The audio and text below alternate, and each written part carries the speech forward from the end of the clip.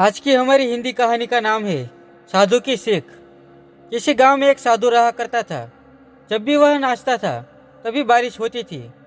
इसलिए गांव के लोगों को जब भी बारिश की ज़रूरत होती तब यह लोग साधु के पास जाते और उनसे अनुरोध करते कि वह नाचे। और जब वह नाचने लगते तो बारिश होने लगती थी। कुछ दिनों बाद 4 लड़के शहर से गांव में घूमने आए।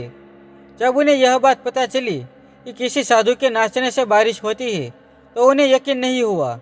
शहरी पढ़ाई लिखाई के घमंड में उन्होंने गांव वालों को चुनौती दे दी कि अगर हम भी नाचेंगे तो बारिश होगी, और अगर हमारे नाचने से बारिश नहीं हुई तो साधु के नाचने से भी बारिश नहीं होगी।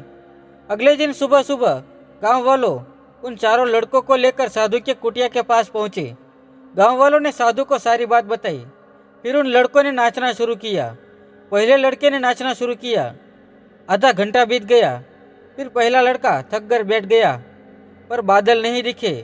कुछ देर बाद दूसरे लड़के ने नाचना शुरू किया और 1 घंटे बीतते बीतते वह भी थक कर बैठ गया।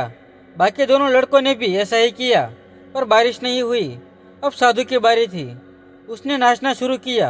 1 घंटा बीत गया, पर बारिश नहीं हुई। साधु फिर भी रुका नहीं, वह नाचता ही रहा। नाचते नाचते 2 घंटे बीत गए, पर बारिश नहीं हुई।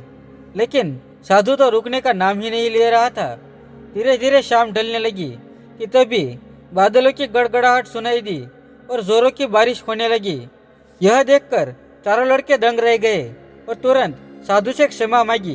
फिर चारों लड़के ने साधु से पूछा, बाबा, भला ऐसा कैसे हुआ कि हमारे नाचने से बारिश नहीं हुई, आपके नाचने से बारिश हो गई? साधु ने उत्तर दिया, जब मैं नाचता हूँ तो 2 बात का ध्यान रखता हूँ।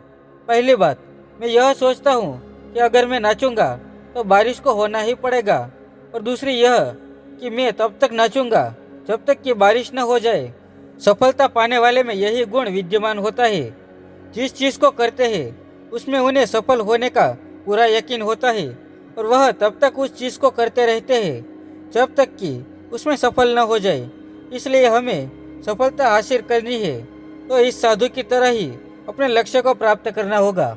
आपको यह कहानी कैसी लगी हमें कमेंट करके ज़रूर बताना, और अपने परिवारजनों के साथ शेयर भी ज़रूर करना।